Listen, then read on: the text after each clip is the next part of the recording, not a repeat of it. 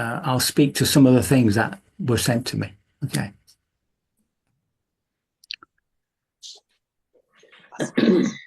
Okay.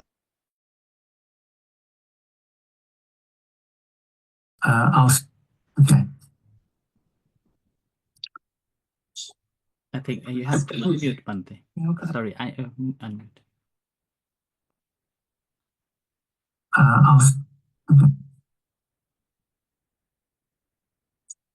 I think you have to unmute, Bhante. Sorry, I unmute.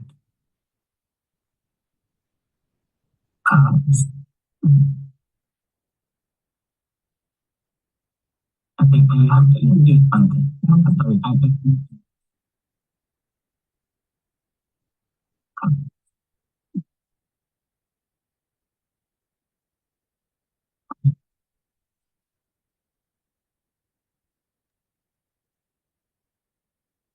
Bhante, you are muted.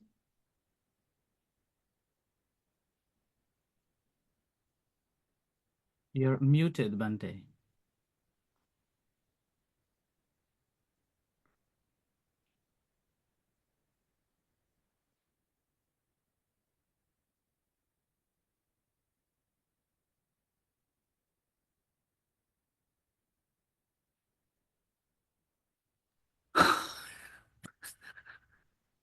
I'll start again. Sorry. Namo tassa bhagavato harahato samma sambuddhassa. Namo tassa bhagavato harahato samma sambuddhassa. Namo tassa bhagavato harahato samma sambuddhassa. Bodhang saranang gacchami. Dhammang saranang gacchami. Sanghang saranang gacchami. Dutiyampi bodhang saranang gacchami. Dutiyampi dhammang saranang gacchami. Dutiyampi sanghang saranang gacchami. Tatiyampi bodhang saranang gacchami. Tatiyampi dhammang saranang gacchami. Tatiyampi sanghang saranang gacchami. Panati pata veramani sikapadang samadhiyami. Adina dana veramani sikapadang samadhiyami. Kame sumi chachara veramani sikapadang samadhiyami.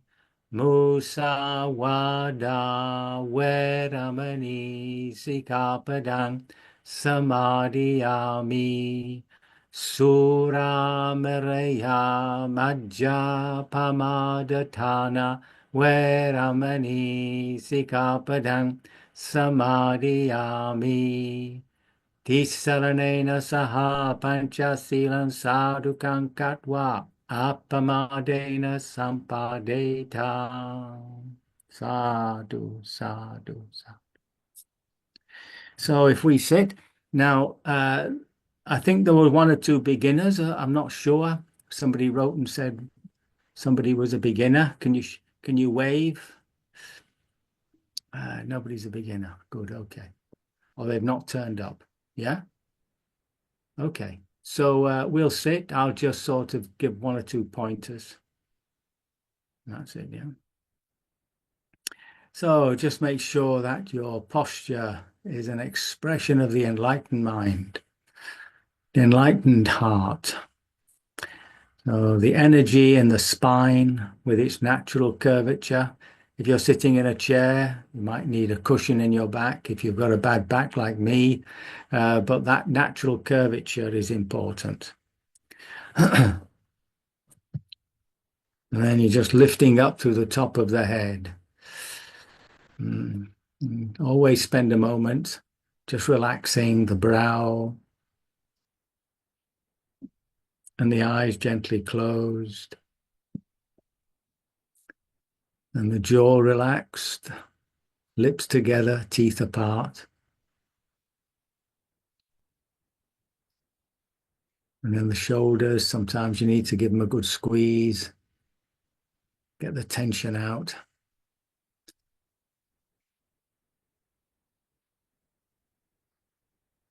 Just getting that feeling of being relaxed.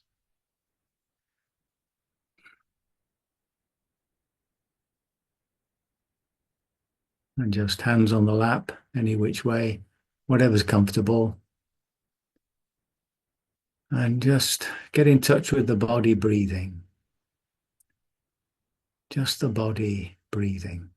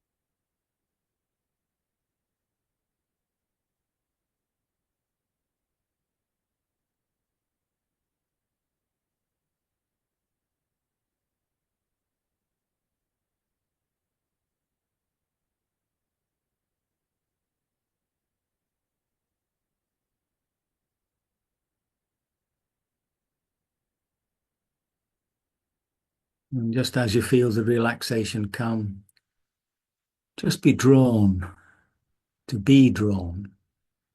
where you feel the breath most, the abdomen, the chest, the nose, the nostrils, and just relax the attention there.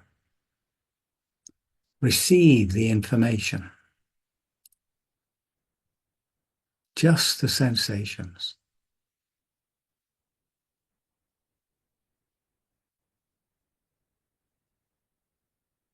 And if you find it useful, just a little note in words, stop the mind wandering, rising, falling, in, out. But the attention is on sensations, feeling.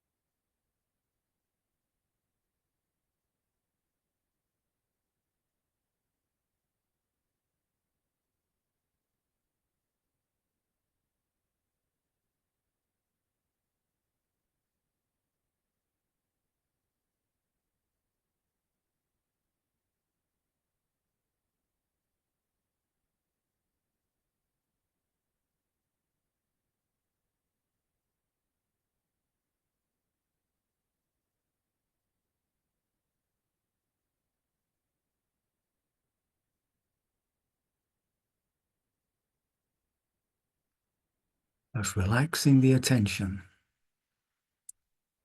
on those gentle sensations, allowing them to bring silence to the mind, calmness to the heart, and stillness to the body.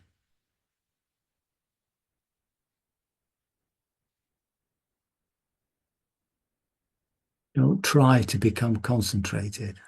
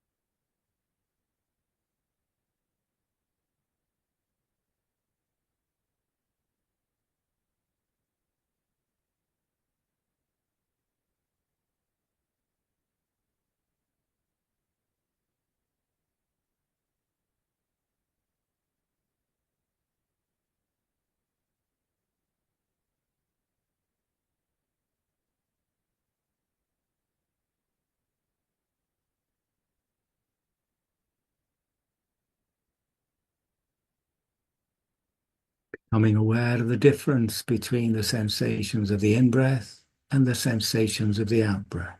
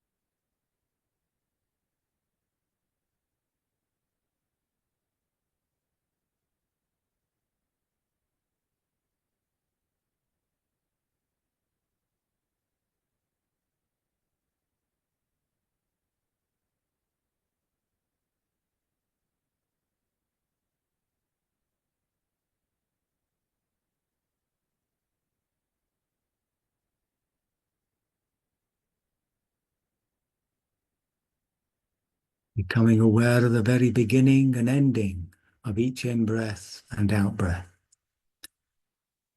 If that makes you a little tense, sit back within yourself, just receive the information.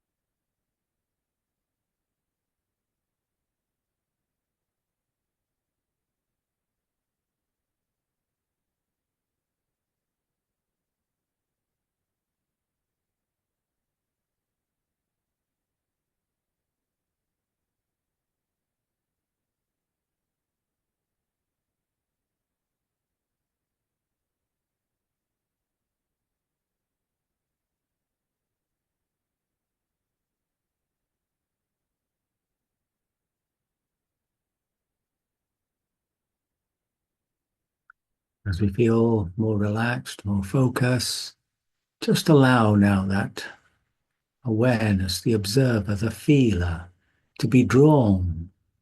It might be an itch, so go towards it. Observe your desire to scratch. What are the sensations inside the itch? Are they arising and passing away? Is the itch you, or is it an object you're aware of? Same with the discomfort, or even a pleasant or unpleasant mental state. Just observe, just feel. Don't do anything.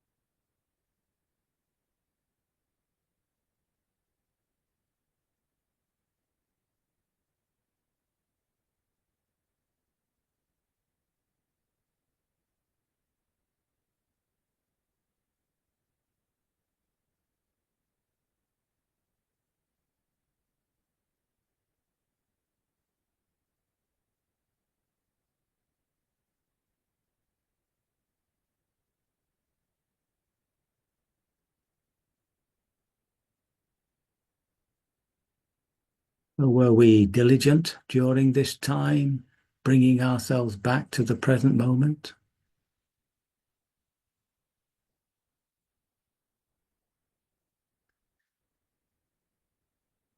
Remember to encourage ourselves. Don't get self-critical. And if we thought we were diligent, well, we should congratulate ourselves.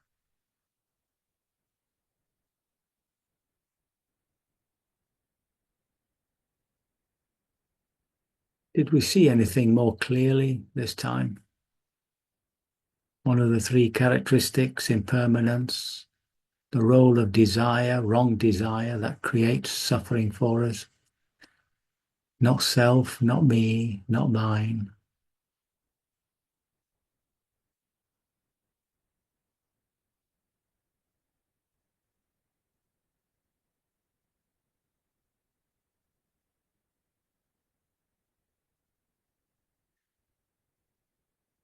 And gently opening the eyes.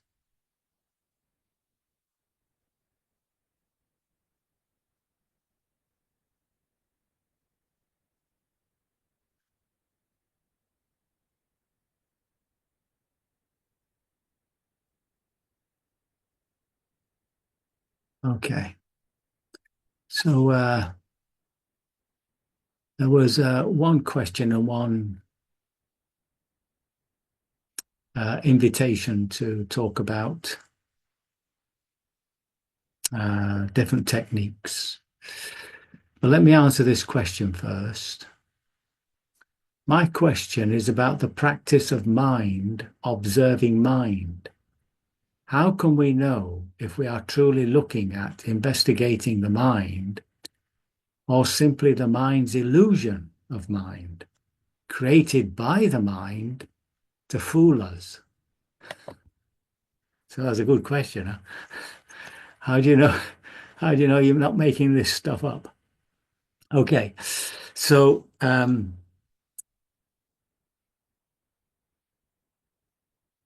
when we're practicing vipassana, right, we've found this place within us, an observation post. We've sort of we've disidentified from everything that we usually identify with. So, for instance, um, if I have an itch, normally speaking, without any second thought, I just scratch it because I identify with, I don't want the itch. See, I am the itch and I don't want it, so I'll scratch it. So by pulling ourselves away from that sort of relationship, we've discovered a different relationship. So the itch now is not me, it's just there within my awareness. Yeah.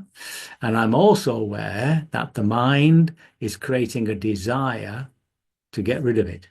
When I use the word mind, it's a bit difficult in English. It also includes the heart, right? Mind, heart.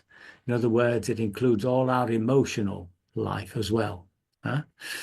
So there's that desire to scratch it. Now we can see that as a process. We can directly observe that process, the process of a sensation arising and the desire to get rid of it, right? Now, whether the the mind is creating that, there's no doubt about it. But there's a certain basic reality about it because the itch is right there on your knee, right? It's not as though you're imagining the itch. The itch is there and you can scratch it, right? So there's a distinction between imagining that there's an itch and actually having an itch. There's a difference between imagining a desire of wanting to scratch the itch and the desire arising to scratch the itch. So there's a distinction to be made by what the mind can imagine and what is actually happening at the body mental level. This is also true of emotions. So, for instance, if some sort of sadness comes up, try and, if you sit, say, and you're feeling okay, try to imagine sadness. See, it doesn't come. Yeah, you try to imagine anger. So that's the imagination. trying to play, trying to create some sort of reality. And it's a real, but only in the imaginative world. But when you actually feel sad, that's not your imagination. That's something that the heart is creating, a sadness, and it's expressing itself in the body as a certain weightiness, a certain heaviness of the body, even tears that come, you're crying. So sadness has a physical representation, right? So the mind is not, the mind meaning the imagination can't create that, right? It comes from the heart base, which is very much expressing itself through the body, right? The body mind. Now, when you've come to that position within yourself of the feeler, and everything is quite clear to you that it is an object. You're feeling it. You are observing it, right? What you've done is you've pulled your identity out of the psychophysical organism to a place where you can observe it. Okay? And that place where you're observing it from is more real to you than what you're actually experiencing in the body and mind. You have become the observer, the feeler. Okay? And every time you do that, you can point to something and say, well, that's not me. It's not mine. It's not myself. Yeah? And once that becomes more and more clear to you, you then begin to suddenly realize that you're aware of being the observer. You're aware of being the feeler. So if you're aware of something, you begin to realize you can't be it. So now the question is, when the observer disappears, is there anything left?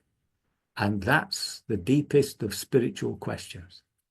What is there when the observer and the feeler disappear? And the way that you might be able to experience that is by turning your attention towards the feel, the presence of the observer. Now, that's very difficult to do in an evening. It's difficult to do on a long retreat because you've got to be really very quite centered, quite concentrated. And normally speaking, everything has to be very quiet, very relaxed, so that the sense of the observer, the feeler, is extremely clear to you. Okay. So as to the question, let's just return to it, about the practice of mind, is mind observing mind. Is it the mind that's observing the mind? That's the question, right? Is it the mind observing the mind? How can we know if we are truly looking at investigating the mind or simply the mind's illusion? So here the distinction is between the imagination and actually what is being felt, what is being experienced. So for instance, I might I might look at a tree and I might think to myself, well, am I actually seeing a tree, right? Or is my imagination creating a tree? It's only when I go to the tree and feel it that I know, oh, well, that must be a tree. So, so it's the same within ourselves. It's through the process of feeling and experiencing. Now, that's why in those of you who know dependent origination, it goes from contact to feeling. That's where the Buddha puts the accent, feeling, Vedana, mental and physical feelings. That's where our attention goes. Yeah. Is there any questions arise from that, or have I completely confused you?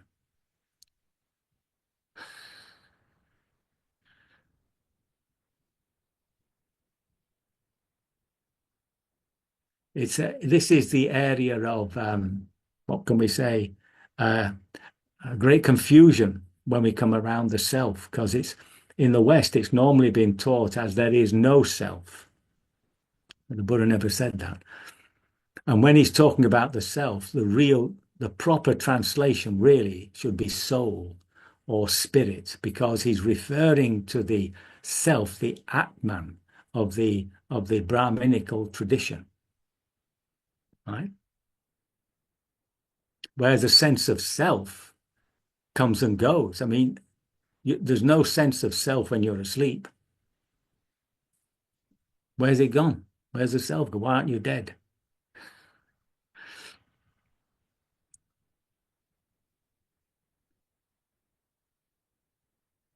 How are we doing? Is that, do you want me to, that's it. I mean, that's all I have to say about it. The content, oh, okay. Unless somebody has a question. No, we're done. Very good. I can always, There is I always another say, question. I sorry? think Dharma. There is another question that Dharma emailed. Dharma, would you like to rephrase it? Ajahn, Doreen has a hand raised. Yeah, we'll go back Oh, later. Doreen. First, Where's Doreen?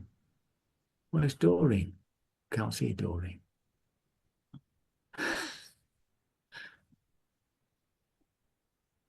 Yeah, I think she's put her hand down now.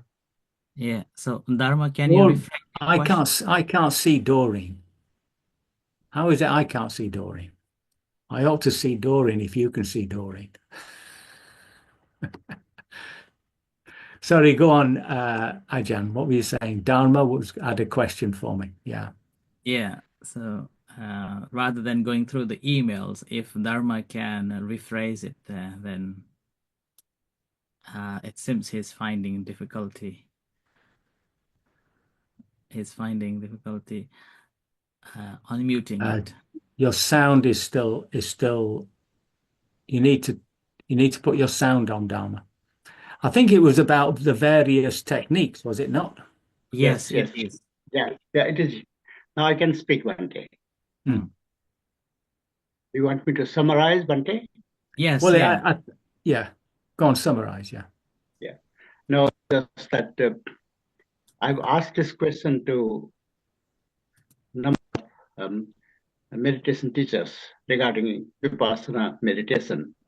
As I said, in Amaravati, they told me in Adanchasa tradition, they don't have any specific Vipassana technique.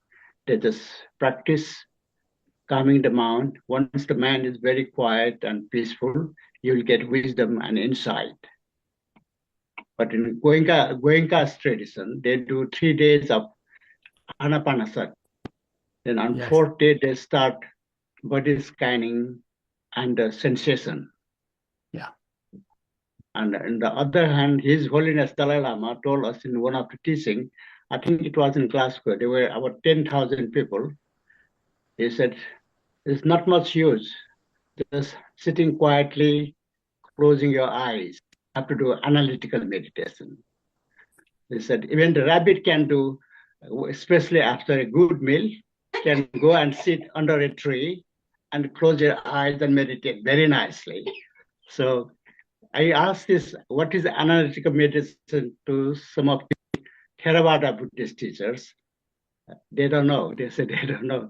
Then finally I went and asked Geshe Tasi Sering at Zamyang Buddhist meditation. He explained, but I forgot about it now.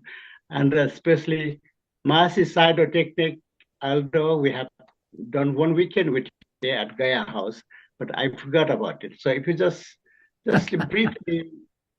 briefly say, and now what I do is I just follow what Amravati do, because I go there often. Okay.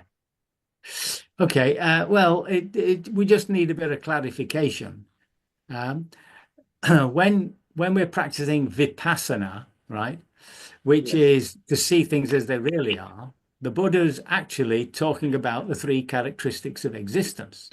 Yeah. And they are to see quite clearly the quality of impermanence. And the quality of impermanence is that nothing ever repeats itself and everything is vanishing. And we've got to see that process of vanishing and to link it in with the fact that we're all going to vanish in about all of us, sort of us. I think the youngest, everybody here will be completely gone in the next, what, 30, 50 years. We'll all vanish. And what, no, you'll be a bit longer, will you? So when we say vanish, we mean that there's nothing left. There is no leftover. And so after every out breath, there's nothing. After every in breath, at the end of the in breath, there's nothing.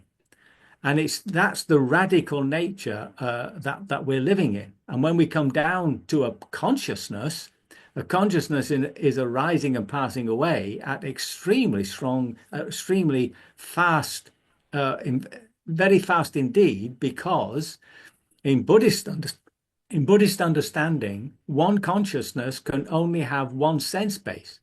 So you're looking at me and you're hearing me, and it seems to be happening at the same time. But in fact, it's a sequence of immediately following consciousnesses that give us that impression, right? So it's breaking through the delusion of continuity that we're looking at impermanence. The second thing is the process of desire, right? And how it's creating problems for us. And it's to do with attachment. It's to do with wanting and not wanting, and recognizing that we don't have to obey it. And as soon as you begin to disobey the commands of these unwholesome desires, they lose energy. And in losing energy, you find yourself being more peaceful, because it's these desires that are creating a lot of the agitation. And then the final thing is to recognize that what we've just been talking about, this idea of it's not me, not mine, not self. Now, to get to that point where you can observe these things, you need to have some sort of steadiness of attention, right? How you get that steadiness of attention is dependent on whatever technique you're using. So although the Amaravati people say there's no technique, they actually do sit still and put their mind on something, which is the breath. They usually use the breath. So it's not fair to say then they don't have a technique. It's the same with Zen. In Zen, there's no technique, right? I practiced, I started off with Zen. You sit and observe. You observe in their way, you observe the 6 sense doors. In other words, whatever it is arising and passing away. How do you get to the point of concentration, steadiness of attention? See, I don't like the word concentration because it comes with a certain sense of tension. It's just steadiness of attention. How do you get to that steadiness of attention in Zen? It's because when you're not sitting, you're doing everything so fast that if your attention is not with what you're doing, you tend to trip up or drop something or bang your head somewhere. And so by working very fast and for long periods, we used to work for up to 3 hours at a time. When you came to sit, you already had that steadiness of attention, and you could sit and watch whatever arose and pass away. But in our normal daily lives, that's very difficult. So various teachers have produced these various techniques. So we've got the Bakin technique, where you keep moving up and down the body, which has its own wisdom, right? One of the dangers, shall we say, of moving up and down the body is that when you come across something which is painful, you move off it. You're not really looking at your dislike. You're not wanting the pain. All these techniques have a downside, right? In the Mahasi technique, one notes, right, but then one can become too, shall we say, involved in noting, whereas you're supposed to be feeling. So all these techniques have a bit of a downside, but they're all there simply to bring around the quality of attention we need to observe these 3 characteristics. That's it. So in the Dalai Lama's language, that an analytical mind is that sense of curiosity. And that sense of curiosity in the scriptures, in the discourse on how to establish right awareness, these 2 words always come together. Just Satima, Atapi, Sampajano, Satima, Sampajano, with with with curiosity, with intelligence and awareness, satima. And that's why this place is called Satipanya, because that's the Buddha mind, right? That's what's doing the investigation. And if that curiosity is not there to see one of the three characteristics, you end up being a rabbit sitting under a tree. That's what happens. So it's not good enough just to sit there being aware. There has to be this very active process of looking in order to see what's actually happening. Yeah? Is that? Thank you, Bhante. Yeah. Yeah. And of course, every technique tells you it's the best and every other technique's useless. Or you always get one-upmanship.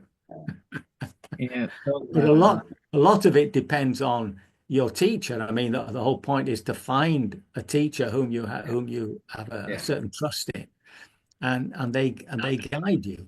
See, no, I mean, I was just very fortunate in having Burmese teachers who practiced in this method of Mahasi. You know? But when I went to, I spent some time in Thailand and went to various centers. And there was one teacher called, I'm pretty sure he's called Ajahn Dhammanando. And he had a center just outside Bangkok, some way out of Bangkok. And what he was teaching was when you sat, you sort of raised your hand up like this. And so it wasn't the breath, it was your hand. And as you raised your hand, you touched your fingertips together, right? And that was what you were looking at. You were just raising your hand and lowering your hand, right? And he had an enormous amount of monks and nuns working with him and lay people. So something was happening there. You see, I mean, I tried it, and it's a skillful means. You see, just feeling the sensations arising and passing away, and because of the action of the arm, because it's so gross, you can't but keep your attention to it. The breath sometimes becomes very, very subtle, and there's a tendency to lose that sort of one-pointedness, and before you know it, you're off in la la land. See? okay, thank you. I think Doreen is here as well, and there's another question on a chat about early on that Bhante explained about a no self and a no soul concept.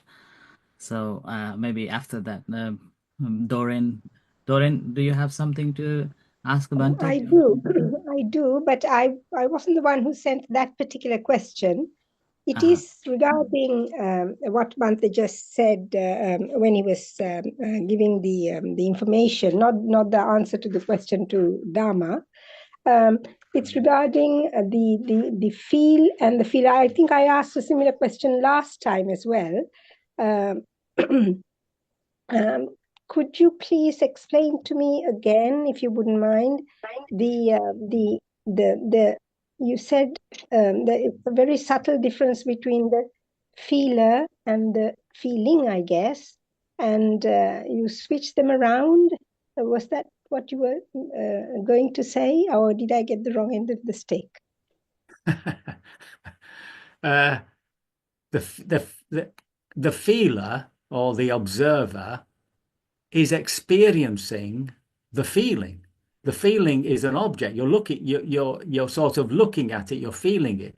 I mean, like for instance, if you scratch your hand now, if you just give a little scratch to the surface of your wrist, for instance, you can see you're up here somewhere looking down at this feeling. Yeah, there's a distinct separation between something up here that knows the feeling and the feeling that's down there. That separation is telling you whatever that feeling is in the wrist, it can't be me, can't be mine. Okay? And it's making that clear to ourselves, which is beginning to understand the teaching about not me, not mine, not self.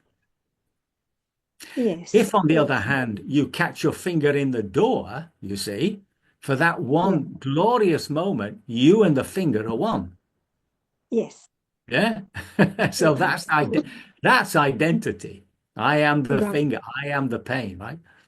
And then, of course, when you get your finger out, you're a bit angry with yourself. And then you become the anger, you see. So it's this Yeah. constant shifting of what we're identifying with. And what we're doing in Vipassana is recognizing that we're not any of that. And we're experiencing ourselves as this observer, this feeler. And the question is that real or not? And the underlying question is, the perceiving cannot be the perceived. That's your basic line. Right. Right. From that, if I can be a little bit more technical on that, if everybody else would be would Yes, go go along on, with yes. you, is Yes. that the two stages of to the Sotapanna way, the stream winner, is that the first way, first stage, if you like, of the Well, no. observer? The Sotapanna, you see, as you keep meditating, these insights, they come, they're little insights, but they'll grow to a particular insight, which, as it were, changes your understanding at a very basic level, under which you cannot, back upon which you cannot go. I'll give you an instance.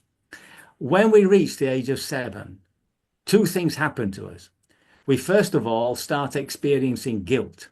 That's why anybody, even if a child does something which is really naughty, like killing their brother or their sister, you can't blame them because they don't have a sense of guilt.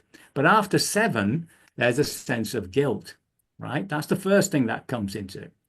And in my opinion, if I may say, that's the whole story of Adam and Eve, right? It's expressing what happens to us when we come to us at the age of 7. The second thing is, and this is what happens to Adam and Eve, you cannot believe your imagination anymore.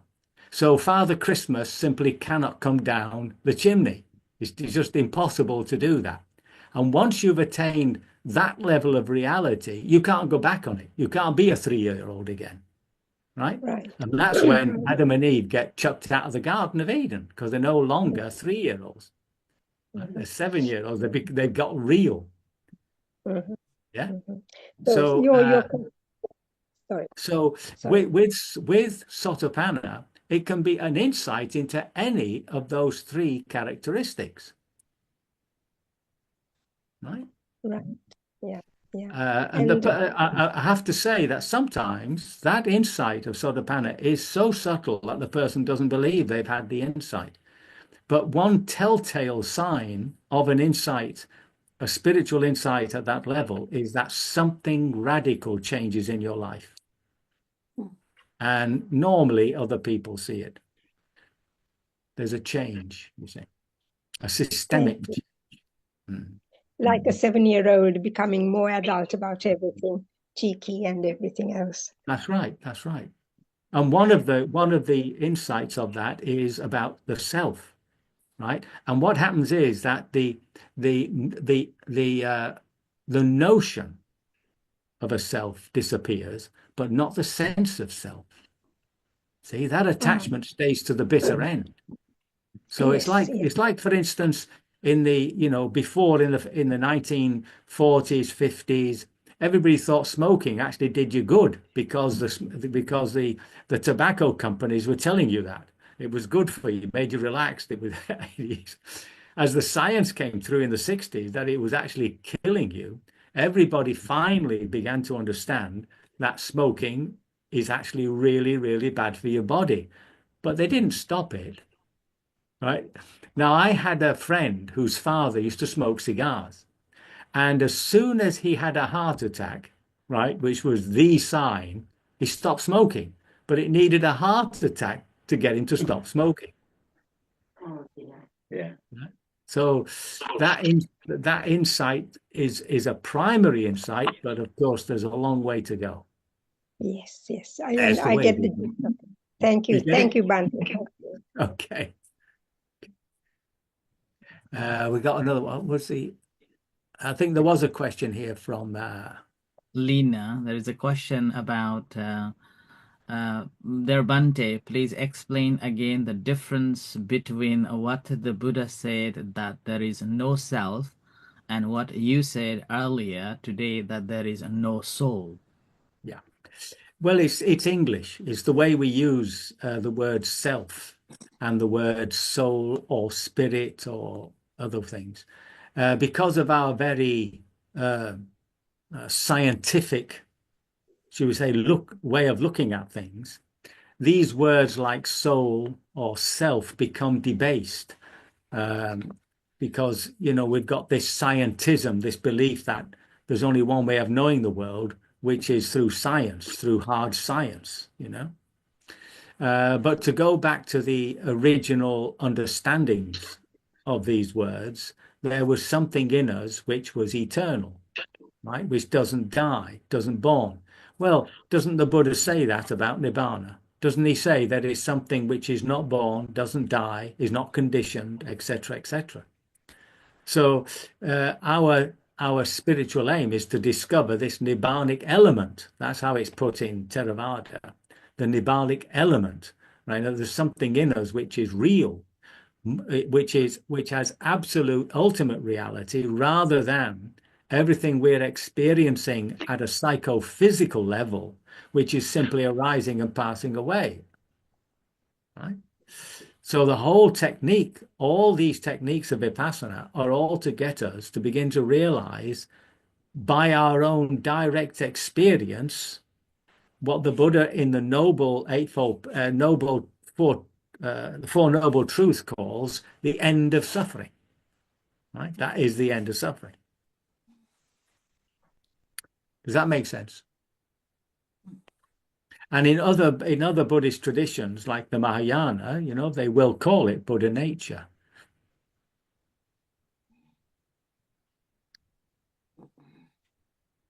Is that clear? I mean, does that help? Lena, do you want to clarify, or are you satisfied? Who asked that? Lena. That's me. Velina. Thank you. Velina, yes, okay. Thank you so much, Bhante. Okay. So am I right in understanding that all these words, the Buddha nature, the soul, the self, have something in common? Yes. Well, again, it's all dependent on these awful definitions, and what people and how people define things. What we can say is that whatever the experience of Buddha nature, whatever it is that the Buddha was pointing to when he said, this is the Tathagata, right? The one who has gone beyond, right? It's not the psychophysical organism. That's dead clear. You see? So that's what we're trying to experience directly for ourselves.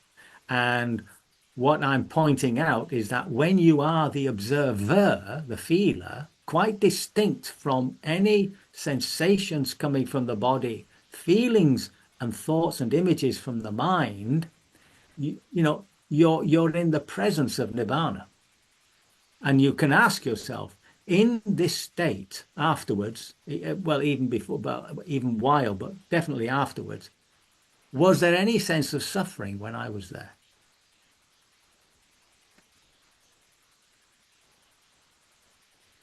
Yeah. Any sense of dissatisfaction? And equally, was there any sense of happiness? I mean, that's the other thing we don't understand about Nibbana, that there are no emotions in Nibbana. Yeah. I mean, when Sariputta was said, when somebody said to Sariputta, are there emotions in Nibbana? He says, no. He said the fact that there's no emotions in Nibbana is the happiness of Nibbana. Which is a bit of a disappointment for us, because we love to be emotionally excited and happy.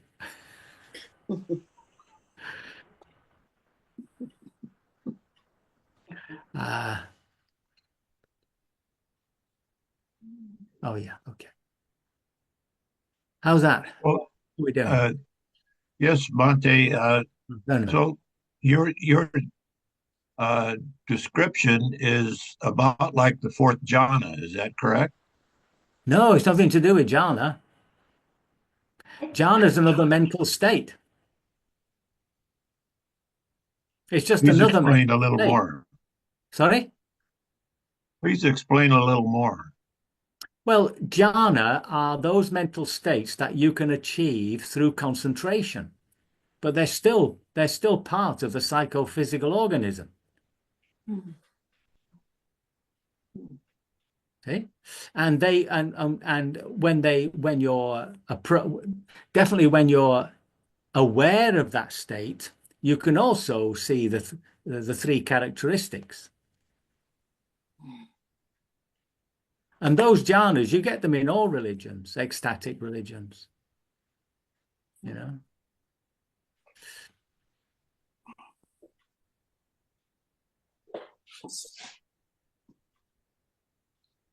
How are we doing? I think that's all questions and all the reflections. Very good. Before we, it's already 1 hour, over 1 hour. So in that case, shall we do a little short meta meditation to finish? Yes. And then, meantime, if you have any questions, as Bhante said early on, that you can email to Bhante directly or to me, so that in the next session, Bhante will answer and go through that. So you are most welcome to send those questions. Particularly, try to remember, rather than going towards the philosophical concepts, I would rather encourage you to tell your experiences in meditation and what's the troubles going on with your meditation. That will be more fruitful. If you want to know about the philosophical concept, probably there are more schools to go. So with this, Bhante, thank you for your time and knowledge. Yeah, thank you. Sure.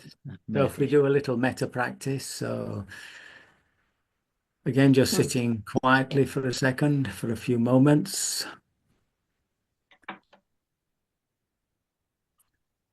And we then just bringing to mind certain wishes, certain well-wishing that we want to offer people. May you be safe, well, and happy. May you live contented in harmony with the world. And we can bring to mind a benefactor, somebody who's helped us in our lives. And may you be safe, well, and happy.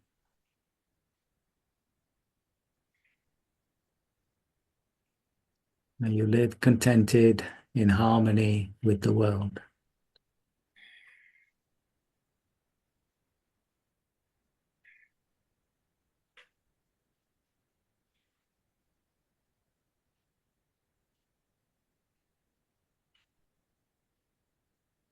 Bringing to mind those who are near and dear to us.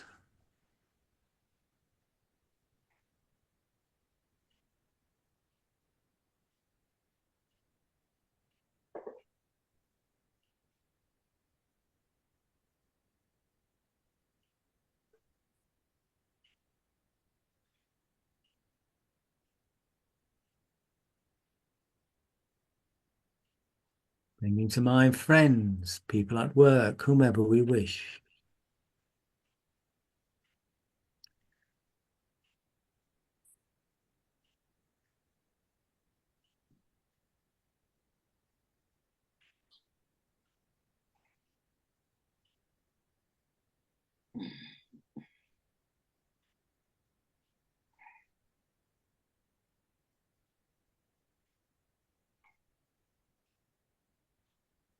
Bringing to mind a neutral person, someone we see but don't know.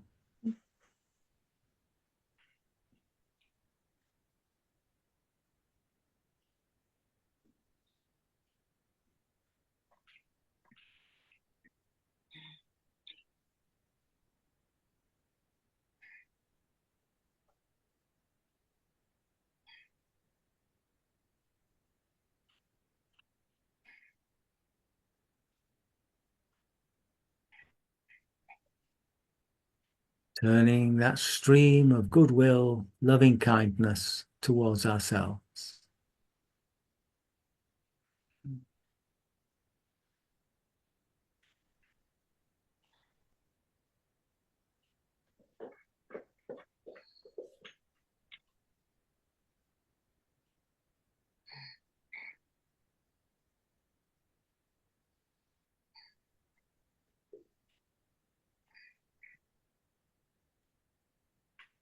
And into the heart of goodwill, anyone we find difficult.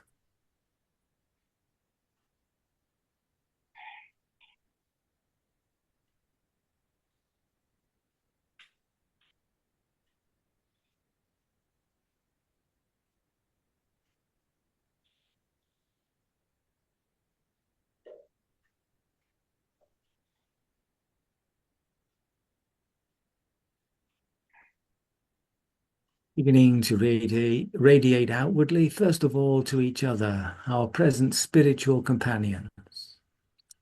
May we,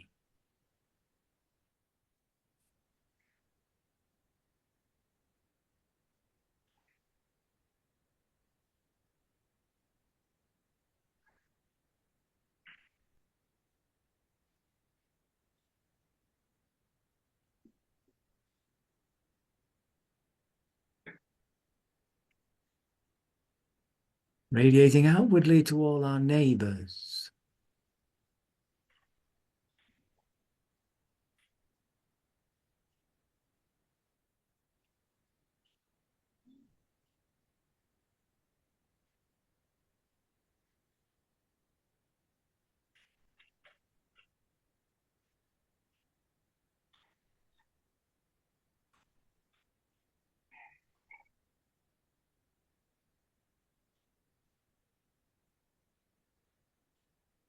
to all the people in our country,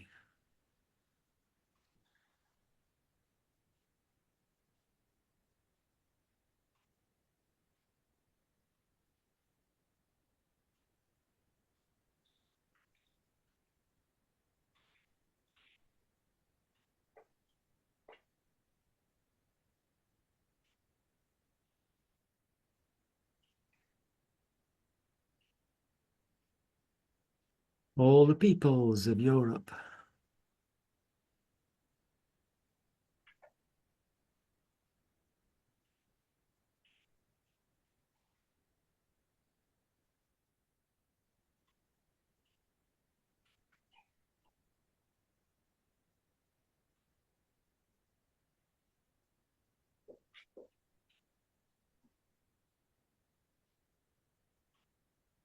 all people on earth.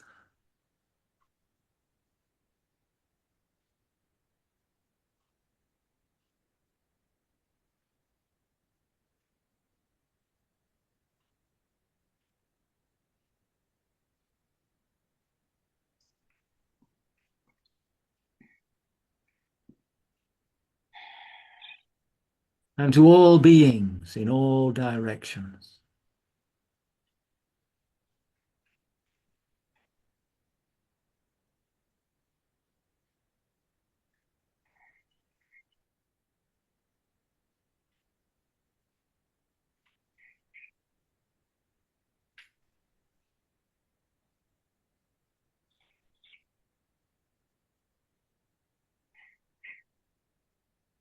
May all beings be happy. Sabe sata sukhita hontu. Sabe sata sukhita hontu. Sabe sata sukhita hontu. Sadhu, sadhu, sadhu.